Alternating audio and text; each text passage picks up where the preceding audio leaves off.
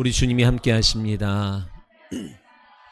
오늘도 말씀으로 우리와 함께 하신 주님을 인격적으로 만나고 세임 얻고 또 승리하는 한 주가 다 되시기를 예수님의 이름으로 축원합니다.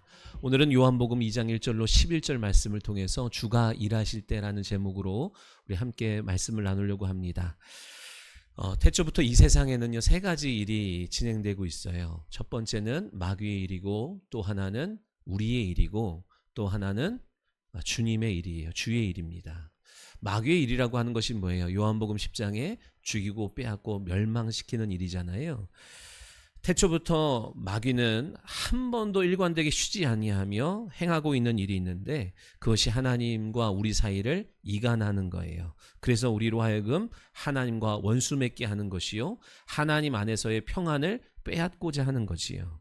이게 하나님과 우리 사이에서만 벌어지는 일이 아니라 하나님과 우리 사이를 원수 맺게 하는 순간부터 연쇄적으로 부부 관계에서, 부모와 자식과에서, 형제끼리, 성도끼리 원수 맺게 하고 오해하고 이간하고 원한을 풀지 못하게 하고 시기하고 질투하게 하고 믿음을 갖지 못하게 하고 믿지 못하게 하고 믿음 없이 예배하지 못하게 하고 헌신하지 못하게 하고 예배를 한들 헌신을 한들 그것이 믿음이 아닌 자기 의로 행하게 해서 그 어떤 헌신도 그 어떤 예배도 하늘에 상달되지 못하게 하고 그렇게 헛된 것을 추구하게 하며 세월을 허비하게 하는 것이 태초부터 지금까지 일관되게 마귀가 하는 일이에요.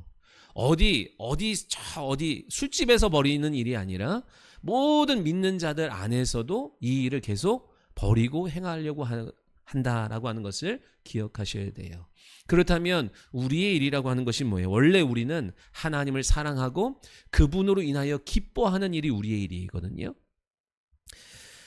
뿐만 아니라 하나님을 의지하고 하나님의 말씀에 순종함으로 하나님 앞에 영광을 돌리는 일이 오늘 우리에게 주어졌던 맡겨졌던 일인 것을 믿는 저와 여러분 다 되기를 소원합니다.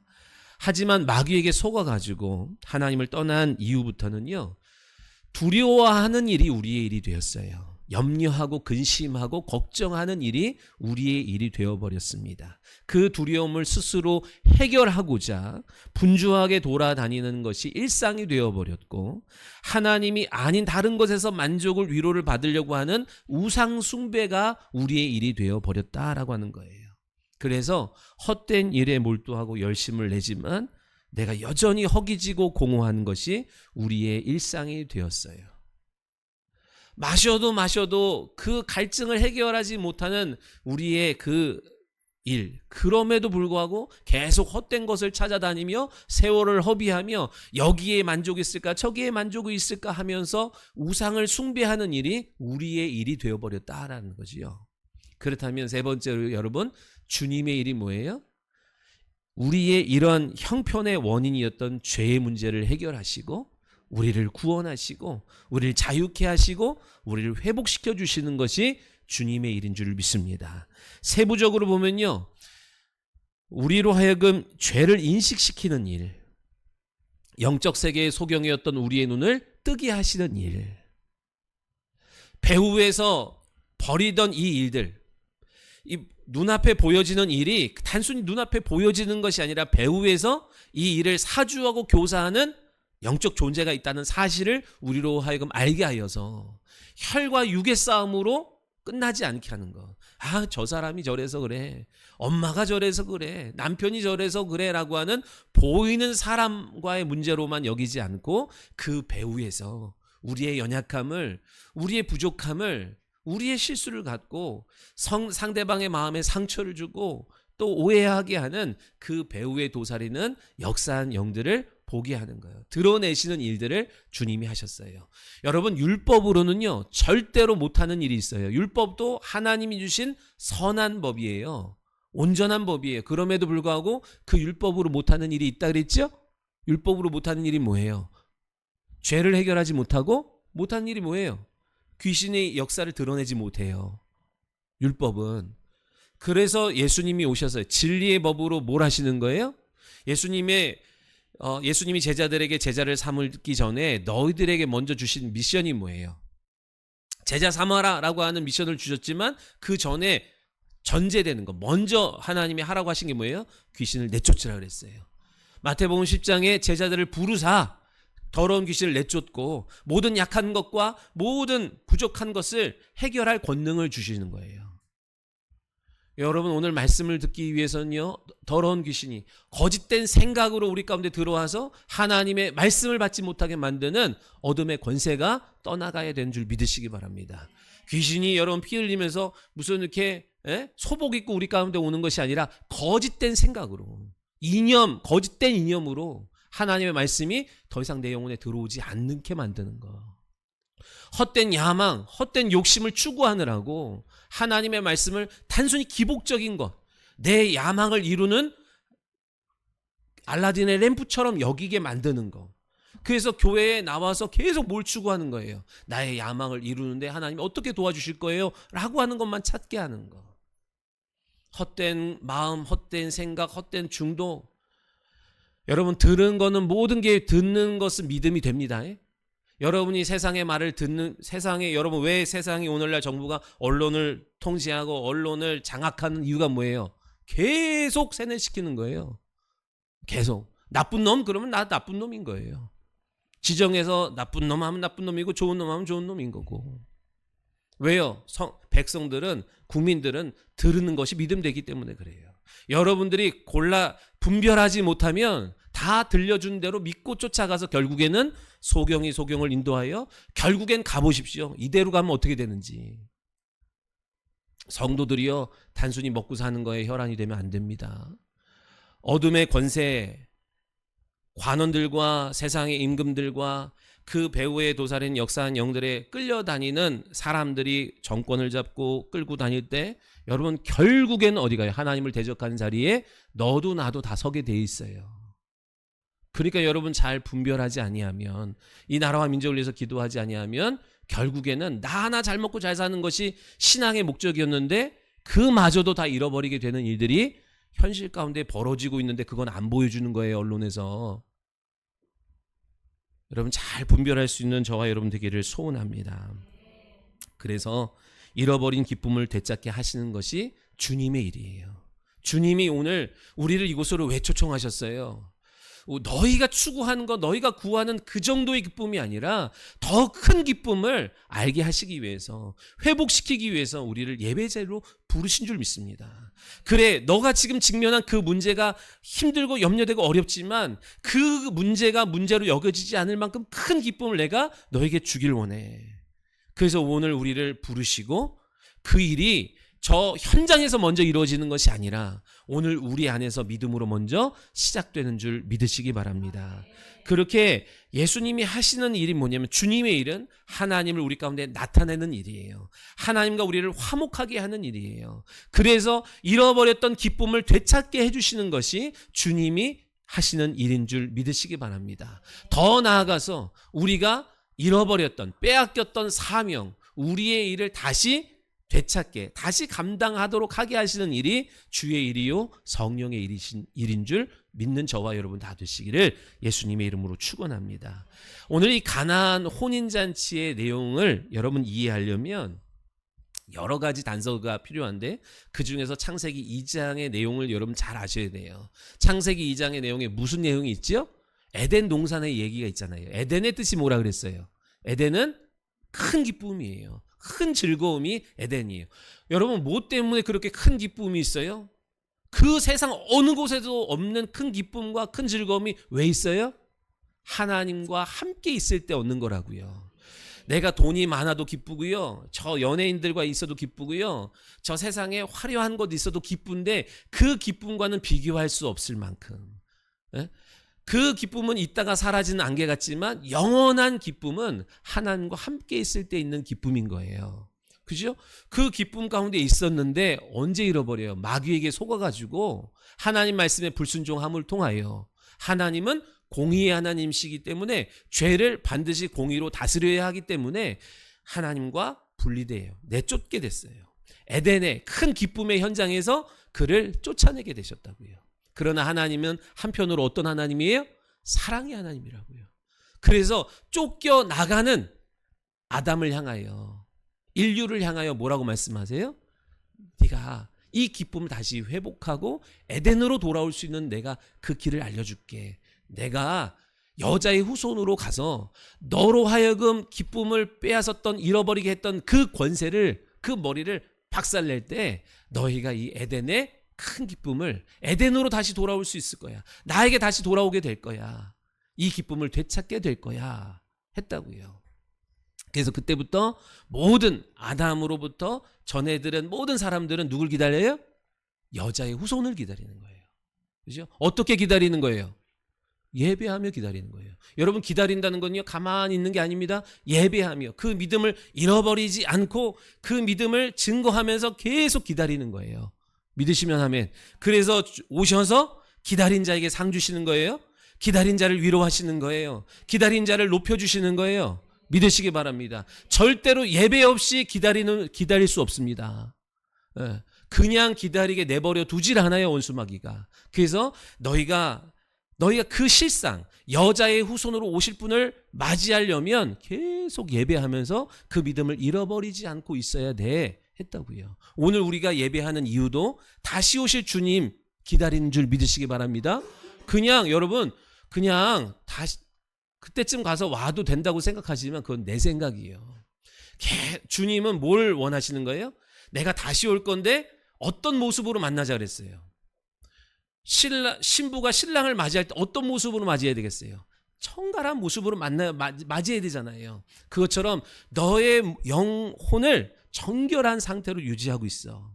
그리고 나를 맞이할 준비를 해. 어떻게 해요? 그것이 예배라니까요. 믿는 저와 여러분 다 되시기를 예수님의 이름으로 축원합니다. 그래서 여러분 보세요. 여기서 말씀해 보면 여자요, 그게 나와 무슨 상관입니까? 라고 말하지요. 여자요 라고 하는 건 뭐예요? 요한복음 19장에 가서도 예수님 십자가에 달려 죽기 전에 뭐라 그러는 거예요? 십자가 앞에서 울고 있는 엄마 마리아에게 엄마 울지 마세요 이렇게 얘기해야 되잖아요. 오늘도 어머니 그게 나랑 무슨 상관이에요 이렇게 말해야 되는데 여자요 나와 무슨 상관입니까? 요한복음 19장에 가면 뭐래요? 십자가에서 여자요 아들입니다 라고 하는 이 여자요는 뭐예요? 구약의 선지자들이 예언했던 여자의 후손이 납니다. 그토록 기다렸던 그 여자의 후손으로 오실 분이 메시아가 납니다. 이 얘기를 해주고 있는 거예요. 다시 기쁨을 되찾게 해주겠다고, 다시 에덴의 큰 기쁨의 에덴으로 돌아오게 하겠다고 하셨던 그 하나님의 약속의 성취가 지금 이곳에서 시작됐습니다 라고 하는 선언인 거예요. 자, 여러분 여기에 모인 우리 여기에 모였는데 한 100명쯤 모였는데 방송을 본 사람은 다 그렇게 들어요. 여기에 그렇게 모였는데 우리는 공통점 있잖아요. 다 외모, 고향, 성별, 나이, 취미 다 다르잖아요. 다 다른 사람 모였어요. 여기 똑같은 사람 아무도 없어. 그런데 공통점이 하나가 있죠. 뭐예요? 예수를 내 인생에 초청하여 영접한 사람들끼리 모인 거예요. 믿으시면 아멘. 엄마 따라왔지만 엄마 그늘 안에 있을 때는 함께 하는 거예요. 뭐라고요? 다 어린아이로부터 노년에 이르기까지 예수 그리스도를 내 인생, 내 삶에 초청해서 영접한 사람들끼리 모여서 지금 우리가 예배하는 거지요. 자, 그런데 그런 공통점이 있는데 차이가 있어요. 어떤 차이? 어떤 사람은 예수님을 손님으로 초청해서 모신 사람이 있고, 어떤 사람은 예수님을 내 인생의 구원자요, 주인이요, 왕이요, 인도자요, 공급자로 초청하여 영접한 사람이 있다 이 얘기예요. 예수님을 손님으로 영접한 신앙인과 주인으로, 왕으로 영접한 신앙인의 차이가 뭘까요?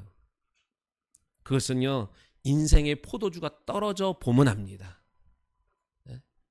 인생의 포도주, 자녀의 문제가, 사업의 문제가, 건강의 문제가, 관계의 문제가, 그렇게 인생의 포도주의 문제가 탁 떨어졌을 때, 그때 가보면 예수를 믿는다 하지만 손님으로 믿는 사람과 주인으로 믿는 사람의 태도와 자세가, 고백이 다르게 되는 것을 보게 됩니다. 10절에 이르죠. 사람마다 먼저 좋은 포도주를 내고 취한 후에 낮은 것을 내거늘 그래요. 자, 여러분 보세요. 잔치를 하다 보면 예상치 못하게 부족함이 생겨요. 생각지 못했는데 갑자기 많은 사람이 와서 많이 또 그날따라 또 식성이 좋아가지고 2인분씩 먹고 그러다 보면 생각하지 못했는데 준비한다고 준비했는데 모자란 일들이 있어요, 없어요? 요즘에는 이 결혼 예식 그 뷔페가 너무 비싸가지고 그죠? 안 가는 게 도와주는 거래.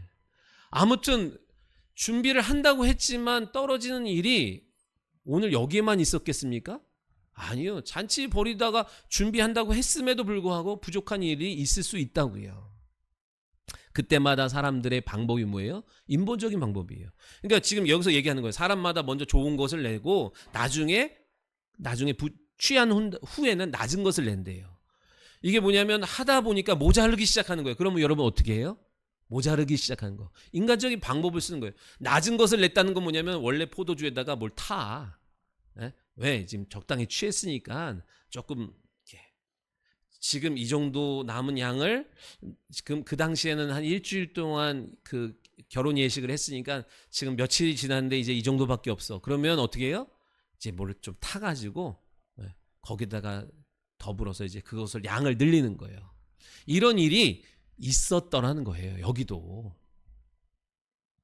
그렇게 뭐예요 이게? 인간적인 방법으로 이 위기를 모면해 가는 거예요. 여러분 우리의 신앙생활 가운데요. 보혈의 공로를 의지해야 되는데도 불구하고 여러분 뭘 해요? 거기다 자기 공로, 자기의, 자기 만족, 자기 열심 첨가해서 신앙생활하는 경우 많아요. 거기에는 여러분 참는 기쁨이 없습니다. 예수님을 내 인생에 모시긴 모셨는데 그저 손님으로 모신 사람은 이 위기를 다 내 경험, 지식, 수단, 방법으로 해결하지만 예수님을 내 삶의 주인으로, 왕으로, 구원자로, 공급자로 모신 사람은 이 문제를 죽게 들고 나가는 거예요. 믿으시면 아멘. 아유 이렇게도 해보고 저렇게도 해봐야지가 아니라 이 문제는 여러분 인생을 살다 보면 문제가 생기는데 돈으로 해결할 수 있는 문은 돈으로 해결하는 거고 사람으로 해결할 수 있는 것은 사람으로 해결하는 거예요. 네? 그거 안 되는 문제들이 있다고요. 그때 그럼에도 불구하고 마음 한켠에 계속 주님이 주세요. 그거 돈으로 안 돼. 그거 네가 지금까지 하던 방법으로 안 돼. 계속 그렇게 말씀을 주심에도 불구하고 여전히 과거에 내가 하나님 모르고 살아갈 때 쓰던 방법으로 여전히 여기저기 찾아다니면서 이렇게 저렇게 해보려고 한다고요. 근데 왕으로 주인으로 모신 사람은 그 문제를 일찌감치 주님 앞에 들고 나가서 해결하는 거예요. 경험된 믿음을 가진 사람은요. 자 여러분 보세요. 손님으로 모신 사람은 예수님을 내 인생의 손님으로 모신 사람은 문제가 터졌을 때 포도주가 떨어지는 인생의 문제 앞에 어떻게 해요? 인본적인 방법으로 어떻게든 수단과 방법으로 해결해 보려고 하지만 왕으로 모신 사람은 경험된 믿음을 가진 사람은 그 문제를 기회로 삼는 거예요. 하나님의 나라를 나타낼 기회요. 예수가 하나님이신 것을 증거할 기회로 삼는 거예요. 믿으시면 아멘. 네, 예정이 없던 얘기를 하려고 그러는데요. 우리 지난달에 우리 최주연 집사가 전화를 했어요. 목사님, 제가요 우리 아빠를 꼭 전도하고 싶어요. 근데 아빠한테 그 복음을 전하고 전도하는 얘기에 입이 안 떨어져요. 여러분도 그렇잖아요. 다른 얘기는 다 잘하는데 그 예수 믿는 얘기는 또 쉽게 입이 안 떨어지는 거예요. 그럼에도 불구하고 전도하고 우리 아빠를 구원하고 영생을 얻게 하고 싶은 마음이 있는 거예요. 근데 그렇게 안 되던 찰나에 뭐가 있었냐면 어느 날 아빠가 이제 시온이가 평소에 이제 기도하는 모습을 이렇게 많이 봤나 봐요. 친정에 가가지고 시온이가 기도하고 밥 먹고 뭐 있으면 기도하게 하고 막 그러니까 어느 날 아빠한테 이제 일이 생겼어요. 중요한 문제가 생겼는데 그러더라는 거예요. 야, 너가 그 잘하는 그거 날 위해서 기도 좀 해다오 그랬대요. 그러니까 여러분 불신자들 옆에서 여러분의 행동을 다 보고 있다는 사실을 기억하셔야 돼요. 안 보는 것 같지만 다 보고 있어요. 그래서 어느 날 문제가 있었을 때 야, 너희들이 하는 그거 날 위해서 기도 좀 해다오. 그러니까 마음이 얼마나 기쁘고, 내가 말을 입을 떼어야 되는데 내가 입을 못 떼고 있을 때 먼저 아빠가 그 말을 내게 다 건네주는 거예요. 그게 기쁘고 막 용기가 생겨서, 아빠 잘 보세요. 반드시 내가 기도할 테니까 응답하십니다. 응답하십니다. 두고 보세요. 그랬대요. 큰 소리 쳤대요. 큰 소리 잘 쳐요. 믿음이 있어서. 지난번에도 귀가 다쳤는데 보시라고, 하나님이 고쳐주는 걸 보라고. 그리고 나서는 저한테 전화를 해서, 목사님 제가 이만저만해서 아빠한테 큰 소리를 쳤어요. 반드시 응답해 주실 거라고 제가 큰 소리 쳤는데 목사님 같이 기도해 주세요. 그래서 제가 알았다고. 그래서 우리 사모님한테도 몇몇 사람한테 얘기해서 제가 새벽마다 기도했어요. 그런데 제가 이제 이런 말을 했어요. 여자여 나와 무슨 상관입니까? 이렇게 말은 하지 않았지만 이 말이 뭐예요, 여러분? 여자여 나와 무슨 상관이 있나이까? 이게 헬라어 원문으로 직역하면요, 나와 당신 사이에 무엇이 있습니까? 이 얘기예요. 당신의 생각과 나의 생각이 다릅니다, 이 얘기거든요. 당신의 생각은 그의 육체의 필요를 채우는 데 있지만 나는 하나님의 계획을 이루는 데 있고 저들의 영적 필요를 채워주는 데 있습니다. 이 얘기예요. 그러자 여러분 보세요. 여기서 마리아가 그렇군요. 내가 괜히 오지랖이 그냥 넓어가지고, 그러면서 포기한 게 아니라, 여기에 기록되어 있지 않지만 여러분 보세요. 마리아가 종들을 시켜서 주와 일하시게 한 데에는 어떤 의지가 있냐면, 비록 이 일이 그들의 육체의 필요, 마실 음료수의 문제이지만 저는 이 일을 통해서 하나님이 증거되기를 원합니다. 제가 최지현 집사한테 그러거든요. 이거 이렇게 놓고 기도해도, 기도해서 응답이 돼도 아빠가 안 믿을 수 있어. 당장에 안 돌아올 수 있어. 근데 어떤 마음이, 최지현 집사가, 저는 이 일을 통해서 아빠가 잘 되는 것도 중요하지만 더 잘 먹고 잘 사는 게 목적이 아니라 이 일을 통해서 기도에 응답하신 하나님이 있다는 사실을 그 마음의 영혼에 비춰지기를, 알게 되기를, 그래서 그 마음의 시선이 하나님께로 한번 이렇게 움직여 가기를 그 원에서 기도를 요청하는 거다, 이런 얘기를 하더라고요. 예수님도 마찬가지예요. 이 일이 나와 무슨 상관입니까? 지금 마리아, 당신은 그의 육체적 필요를 채워달라고 하지만 내가 온 것은 사람들의 육체의 필요를 채워주러 온 것이 아니라 영혼의 필요를 채워주러 왔습니다. 그러자 마리아가 맞습니다. 옳습니다. 그런데요, 이 일을 통해서, 이 사건을 통해서 그 영혼의 필요가 채워지는 계기가 될 겁니다. 그래서 구하는 거예요. 오늘 우리의 역할이 뭐예요? 육체의 일을 영적인 일로 전환시키는 거예요. 이 땅의 육체의 삶에 하나님만 행하실 수 있는 일들을 나타내는 거예요. 그렇다면 인생의 결핍은 기회인 거지요.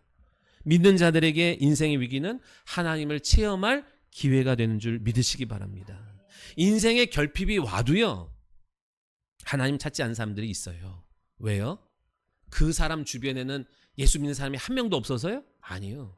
예수 믿는 사람이 있어요. 집안에 예수 믿는 사람, 주변에 예수 믿는 사람 없는 사람 누가 있어요? 다 한 다리 두 다리만 거치면요, 다 누군가는 믿는 사람이 있어요. 그죠? 근데 다만 뭐예요? 손님으로 믿는 사람과 주인으로 믿는 사람의 차이인 거예요. 믿으시면 아멘. 내 주변에 믿는 사람이 그렇게 많은데 다 손님으로 믿었다. 그러나 그 중에 누가 마리아와 같이 주님을 나의 주인으로, 구원자로, 오늘 여러분 보십시오. 그 당시 그 집에 가장 믿음 좋은 마리아가 함께 있었던 복이에요. 믿음이 좋다는 건 뭐예요? 예수님이 누구신지를 알고 그분이 어떤 일을 행하실 수 있는지를 신뢰하고 경험하고 체험하고 믿음이 있어, 확신이 있었던 사람이 믿음이 좋은 사람이라 얘기예요. 최현식, 김영미 가정에는 최주원이 있었던 거예요. 아멘? 최용환 집사한테는 박성미가 있었던 거예요. 조용하게 있는 것처럼. 그냥 무늬만, 교회만 오래 다니는 것이 되는 것이 아니라 예수가 누구신지, 어떤 일을 행하실 수 있는지, 그 믿음을 신뢰하고 체험한 사람이 있는 게 중요한 거예요. 여러분, 제일 듣기 싫고 제일 부담스러운 말이 뭐예요? 믿음 없이 종교적인 언행으로 기도해. 안 그래도 힘든데 기도까지 하래. 예? 안 그래도 어려운데 기도해. 근데 기도를 안 하면 여러분 얼마나 무거워요. 그러니까 여러분 기도하라는 말에는 믿음이 담겨져 있는 말을 기도를 해야 돼요. 기도하면 돼. 네? 그 말이 소망이 돼서 기도를 하고 싶어지게 해야 되는데, 안 그래도 어려운 사람한테 믿음 없는 종교적인 언행으로 기도해 라는 말은 짐 하나를 더 얹어주는 거예요. 여러분, 기도하면 됩니다. 오늘 기도하면 돼요. 하나님이 내 기도를 들으시면 돼요. 내 기도가 하늘에 상달되면 돼요. 아멘. 그냥 주문이 기도가 아니라 믿음의 고백을 해야 된다 얘기예요.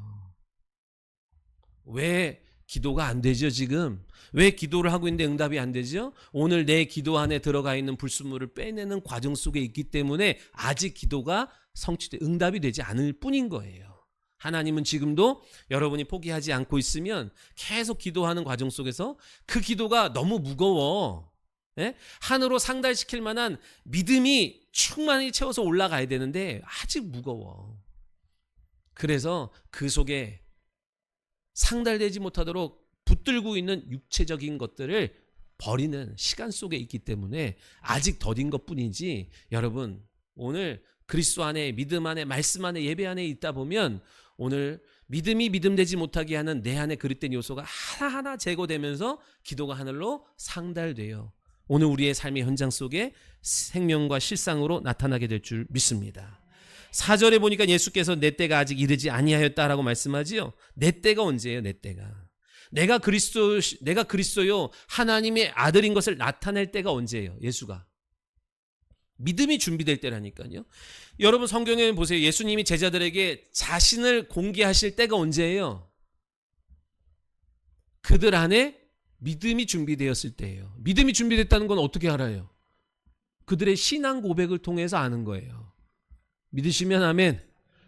여러분 아무리 믿음 좋다고 해도요, 그 믿음은 결국 열매로 아는 거거든요. 우리의 신앙의 고백 속에서 우리의 믿음을 하나님이 보시고 그들에게 계속 점진적으로 예수가 그리스도시요 하나님의 아들이신 것을 계시하고 나타내 주시는 거예요. 믿음이 뭐라 그랬어요? 믿음은 의지하는 거라 그랬죠. 하나님의 말씀을, 약속을 의지하고 그 말씀의 명령에 순종하는 거고, 맡겨주신 일에 책임을 다하는 것이 믿음의 정의라 그랬어요. 그러니까 내가 믿음이 있는지 믿음이 없는지를 스스로 점검하려면 뭘 보면 알아요? 내가 하나님의 말씀을 의지하고 있는지, 위기 앞에서, 어려움 앞에서 하나님의 말씀을 의지하는 삶을 살고 있는지, 상황 따라 형편 따라 막 바뀌지 않고 그 말씀을 그대로 준행하며 살려고 하는지, 내게 맡겨준 책임을, 직분을, 사명을 감당하고자 하는지를 보면 내 믿음의 척도를 내 스스로 이렇게 점검할 수 있는 거예요. 여자여 내 때가 아닙니다. 나와 상관없습니다. 나는 손님으로 왔습니다. 지금 여기에. 왜요? 저들이 나를 손님으로 영접했기 때문에 난 손님으로 와 있습니다. 나를 구원자로, 이 문제를 해결할 자로 저들은 여기지 않습니다. 이 얘기예요. 오늘 주께서 우리에게 그렇게 말씀하는 거예요. 목일길 목사야, 아직 내 때가 아니야. 성도들이, 그 성도가, 그 집사가 여전히 나를 손님으로 모시고 있어. 영접은 했어. 그러나 그저 손님인 거야. 나를 해결자로, 구원자로 신뢰하지 않아. 그래도 마리아가 소신을 굽히지 않고 어떻게 해요? 종들을 준비시키죠. 종들을 준비시켜서 뭘 하는 거예요? 주께서 무슨 말씀을 하든지 그대로 순종해라. 대단한 믿음입니다. 대단한 믿음이에요. 그리고 그 믿음에 압도돼서 종들이 순종합니다. 만약에 여러분 보세요. 마리아가, 여러분 모여보세요. 예수님이 지금부터 하시는 말씀을 듣고 할 만하면 하셔요. 해볼 만하면 하세요. 가능할 것 같으면 하시고 아니면 말고, 이랬으면 아무도 못해요. 기도해보자라고 하는데 나도 기도해서 응답할 것 같지 않은데 기도해보자 그러면 아무도 기도 안 합니다. 마리아의 확신 있는 체험된 믿음 갖고, 여러분 오늘 이 집에 문제가 닥친 거 당신 종들은 알잖아요. 이 문제 해결할 길은 예수님인데 예수님이 뭐를 명하든지 그대로 하십시오. 마리아의 확신 있는 그 믿음의 언행 앞에 종들이 순종합니다. 내가 책임질 테니까, 뒷일은 내가 책임질 테니까 나를 믿고 예수가 하라는 대로 해보세요. 우리 신앙생활 가운데 이게 있어요, 여러분. 이렇게 가면 될까? 이렇게 가면 뒤처질 것 같고, 이렇게 가면 손해볼 것 같고, 이렇게 해서는 안 될 것 같은 그 위기 속에서 여러분, 저는 저희 부모님 정말 그래요. 기도해봐라. 기도하자. 하나님 도우실 거야. 그래서 길이 생기고, 그래서 길이 열리고, 그래서 공급이 되고, 그래서 문제 해결된 것, 그래서 여기까지 왔다니까요. 여러분, 내 주변에, 내 옆에 그렇게 믿음의 말을 해줄, 내 믿음이 그냥 꺼질 것만처럼 한당한당 할 때 내 믿음을 지켜주고 내 믿음에 더 큰 믿음을, 기름을 부어줄 만한 사람이 옆에 있다는 건 축복인 거예요. 내가 내 가정에서 그런 존재가 되지 못한다면 그거 여러분 정말로 불행한 거예요. 내 자녀가 흔들릴 때, 내 자녀가 염려할 때 여러분의 말 한마디가 전세를 역전시키는 거예요. 영적 기류를 확 바꾸는 거라니까요. 안 돼, 안 돼, 어려워, 낙심, 원망, 좌절 그러고 있을 때 아니야. 그 마음을, 심령을 일으켜줄 믿음의 한마디가 필요한 거예요. 지금 보이지 않지만, 지금 손에 잡히는 거 없지만 하나님은 살아계시고 너의 문제를, 나의 문제를, 우리의 문제를 모르시지 않고 이 일을 반드시 협력하여 선을 이루며 하나님의 나라를 공개하실 거고 하나님의 나라를 나타내는 일, 하나님의 실존을 나를 통하여 열방에, 내 가정과 내 자녀와 내 모든 친척들에게 증거할 기회로 삼게 하실 거야. 이 신앙의 고백이 우리를 일으키는 거예요. 주여, 내 안에서 그런 믿음의 고백이 나오기를 소원합니다. 나를 통하여 많은 사람이 낙심하고 염려하고 불신하는 가운데 그 모든 불신을 끊고 다시 일어나기를 소원합니다.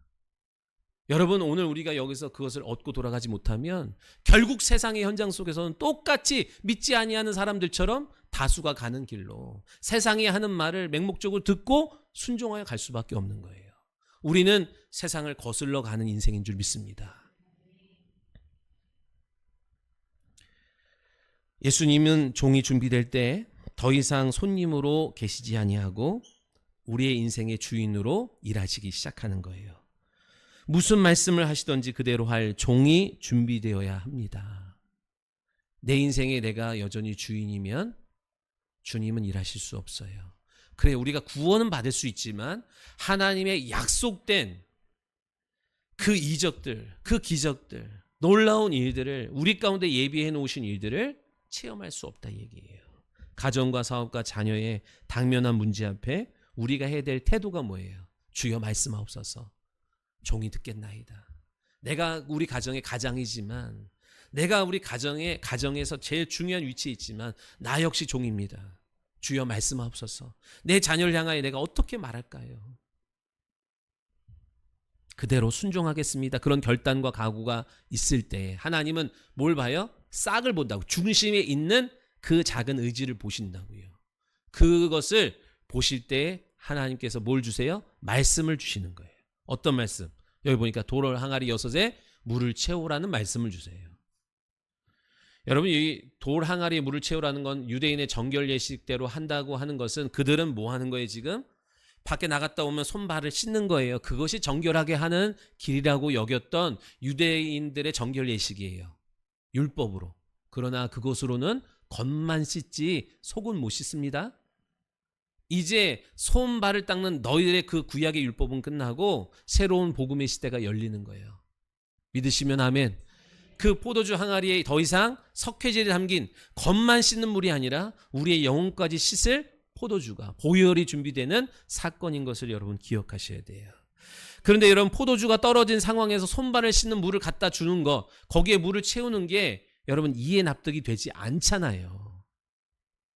우리 이야기 전체적으로 봤으니까 그 항아리에 담겨져 있는 물이 변하여 포도주가 되었다는 사실을 우리는 전체를 봐서 알지만, 그 당시에 있는 종들은 지금 포도주가 떨어졌는데 손발 씻는 석회질 먹으면 배탈 나서 심지어는 죽을 수도 있는 그 물 항아리에다 물을 채우는 게 지금 무슨 이해가 되냐 얘기예요. 그러나 무슨 말씀을 하든지 토달지 말고 따지지 말고 이성적인 판단으로 계산하지 말고 그대로 하래요.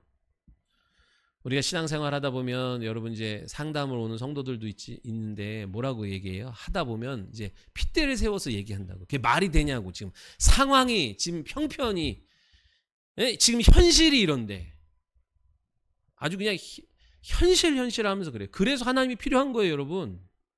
믿으시면 아멘. 그렇게 이성적인 이해로만 신앙생활 하려면 뭐라 그랬어요? 상식적인 일들밖에 일어나지 않는다 그랬어요. 산술적 계산으로만 끝나는 인생이 된다니까요. 그러나 우리 뭐 해야 돼요? 여기서 믿음이 필요한 거예요. 하나님이 이런 현실이 하나님의 이적이 현실이 돼서 나타나려면 무슨 말씀을 하든지 그대로 해야 하는 거거든요. 왜 자꾸 토를 달고 이성적 판단을 합니까? 여러분, 우리 안에 불신의 견고한 진이 자리 잡고 있어서 그래요. 이게 여러분 이것 때문에 우리가 예수를 믿고 초청했지만 그분의 약속된 예비된 능력이 우리 가운데 제한되는 거예요. 여러분 한번 이를 악물고 강단에서 선포되는 말씀에 그대로 순종해 보려고 하는 의지가 있어야 돼요. 그러면 하나님이 일하십니다. 신유, 우리가 매 주일마다 예배 시작하면서 신유의 기도를 하는데 여러분 여기서 맨날 내가 광고를 안 해서 그렇지 낫는 사람이 있다니까요. 고침받는 사람이 있어요. 근데 맨날 주구장창 똑같은 얘기만 한다고 생각하는 사람이 있어요. 왜 그러죠? 왜 안 나? 다 약속한 거라니까요. 이거를 목사가 여러분 사기치는 게 아니라 약속한 일이라고요. 근데 안 일어나는 이유가 뭐예요? 이건 안 돼. 이건 오래됐어. 이건 가족력이야. 이거는 내과는 될 수 있을지 몰라도 외과는 안 될 거야. 뭐 이런 생각을 갖고 있으니까요. 그런 생각 때문에 안 되는 거예요. 내가 제한해서 안 되는 거예요. 아니 창조주 하나님 앞에서 죽은 자를 살리는 하나님 앞에서 안 되는 일이 어디 있어요? 안 되는 일이 왜 있어요, 여러분? 내가 제한해서. 내가 컵을 덮어놔서 그릇을 덮어놔서 그 안에 아무리 하나님의 놀라운 일들을 채우려고 해도 내가 덮어놓으면 채워질 수가 없는 거예요.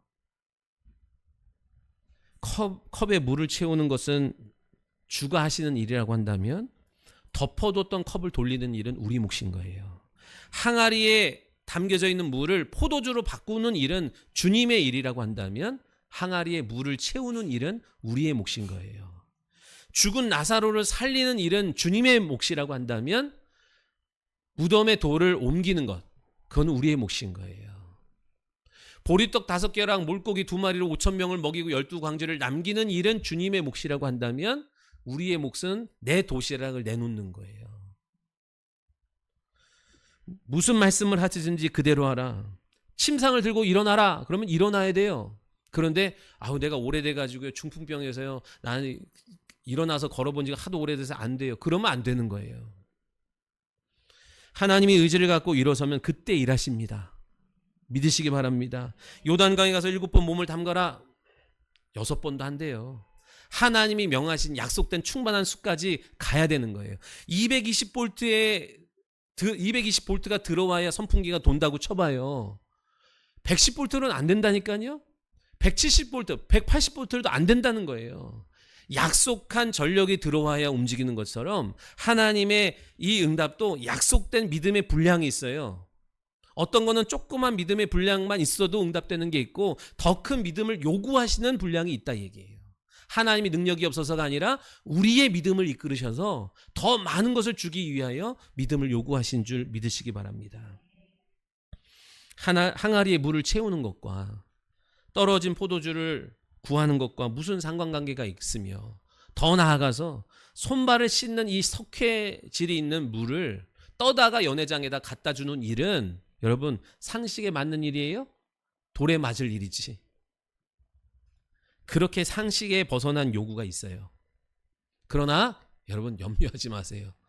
맨날 그렇게 상식 밖의 일을 하나님이 우리에게 요구하시지 않아요. 일생에 한두 번이에요. 100세에 어렵게 낳은 아들을 귀하게 키웠는데 번제로 드리래요. 번제로 드리라는 건 죽여서 각을 떠가지고 태워서 드리라는 거예요. 말이 돼요? 상식적이에요? 하나님이 하시는 일 같아요? 일생에 한두 번 하나님이 그 믿음을 보시려고 중심을 보시려고 하잖아요. 근데 하나님은 우리의 중심을 알아서 보시는데 왜 꼭 칼을 들고 뽑아서 내리칠 때까지 기다리세요? 왜 그런 거예요?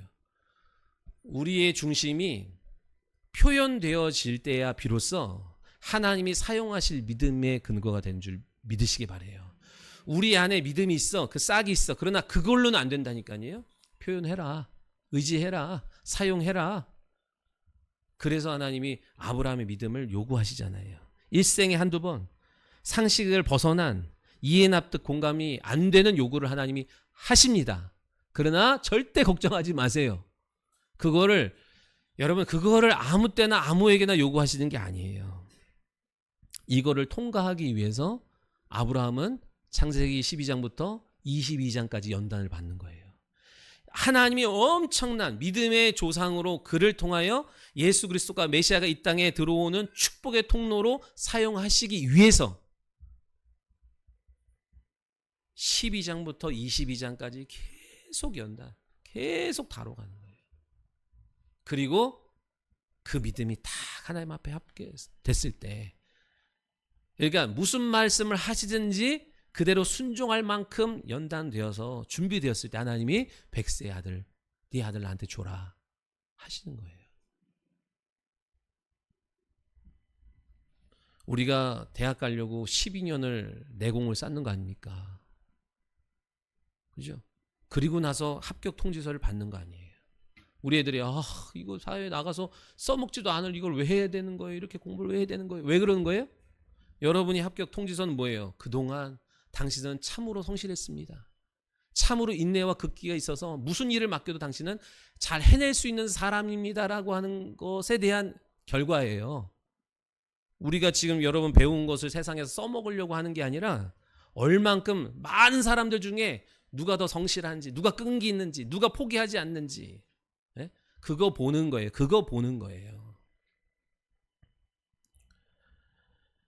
질병이든 어떤 문제든 주께서 무슨 말씀 하시든지 그대로 하겠습니다. 여러분 순종할 마음이 있으면 이적의 문은 열리게 되어 있어요. 네. 한 번 열리면 두 번, 세 번 열리는 건 쉬워요. 처음이 어렵지 견고한 진으로 닫혀 있기 때문에 여러분 차가 움직일 때 1단이 가장 어려운 거예요. 5단, 4단, 5단은요 탄력으로 가는 거고 처음 시작이 어려운 건데 왜요? 굳게 박혀있던 것이 뽑혀져서 굴러가야 하기 때문에 그래요. 이 견고한 진, 안 돼, 어려워, 상식만 추구하는 거, 보여지는 어떤 윤리 도덕적인 것만을 다라고 생각하는 사람에게는요 이 한 번을 넘는 것이 어려운데 이것을 넘어서면 그 다음부터 하나님의 일하심은 계속 우리 가운데 나타나는 줄 믿습니다. 오늘 주님 앞에 비통한 마음으로 구해야 돼요. 언제까지입니까? 언제까지 이 결박, 언제쯤 이 결박을 우리에게 풀어주실 겁니까? 그럼 주께서 말씀하시겠지요. 뭐라고? 아직 내가 일할 때가 아니야. 아직 나는 너의 삶의 손님으로밖에 거하고 있지 않아. 그럼 여러분 어떻게 해야 돼요? 주여 말씀하옵소서. 주의 종이 듣겠나이다.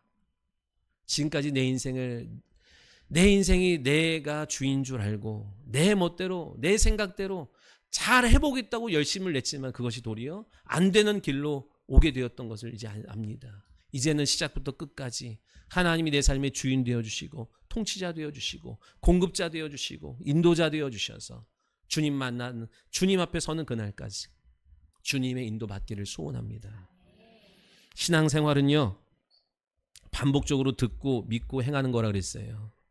듣고 믿음이 생겼지만 현실 앞에 가면, 거센 풍랑과 파도 앞에 가면 내 믿음이 언제 그랬냐는 듯이 막 사라진다고요. 그래서 실패합니다. 내 믿음이 이것밖에 안 됐나. 그러나 다시 또 와서 듣고 믿고 확신 안에 거하며 또 나가서 도전하고 또 나가서 도전하다가 어느 순간 주님이 됐다. 이제서야 네가 나를 사랑한 줄 알겠노라 하실 때가 온다고요. 그렇게 신앙생활은 하나하나 연단되어 가는 거예요. 작은 일에 순종하여서 큰 일을 부여받게 될 줄 믿습니다. 그러면 어느 순간 하나님의 일하심이, 그 하나님의 이적이 내 삶의 상식처럼, 내 삶의 본물이 터지듯이, 일생 한 번도 응답을 못 받은 사람이 있지만 그냥 내 삶의 기도의 응답이, 하나님의 간섭하심이, 하나님의 이적이 본물처럼 터지는 축복이 저와 여러분, 우리 교회 가운데 넘쳐나기를 소원합니다. 주가 일하셔야 돼요. 주가 일하셔야 돼요. 내가 일하려고 하니까 병드는 거예요. 목회뿐만 아니라 사업도, 자녀도, 내 가정과 사업과 일터도 주님이 일하셔야 됩니다. 보이지 아니하는 주님의 손이 앞서 행하여 그 사람의 마음과 생각을 바꿔주셔야 되고, 자녀의 마음을 붙잡아 주셔야 되고, 내가 어떻게 잔소리로 우리 자녀의 마음을 주장할 수 있겠어요? 하나님 도와주셔야 됩니다. 주가 일하실 때, 우리가 믿음을 내어놓을 때, 하나님을 의지하며 내 자녀를 하나님 앞에 맡길 때, 내 사업을 하나님 앞에 맡길 때, 순종하여 어렵고 힘든 형편 속에서도 말씀에 준행하고 하나님을 의지하며 나아갈 때, 책임을 다할 때 하나님께서 여러분의 삶의 현장 속에서 일하실 줄 믿습니다. 그 기쁨 갖고 다시 돌아오십시오. 그 감격 갖고 돌아오셔서 옆 사람한테 전달할 때 그 사람이 더불어 더 충만한 은혜를 또 함께 누리게 되는 은혜를 보게 될 거예요. 우리가 그런 기쁨을, 하나님이 일하시는 그 체험을 갖고 다시 돌아와서 기쁨의 찬양과 예배를 올려드리는 예배자 다 되시기를 예수님의 이름으로 축원합니다. 기도하겠습니다. 살아계신 하나님,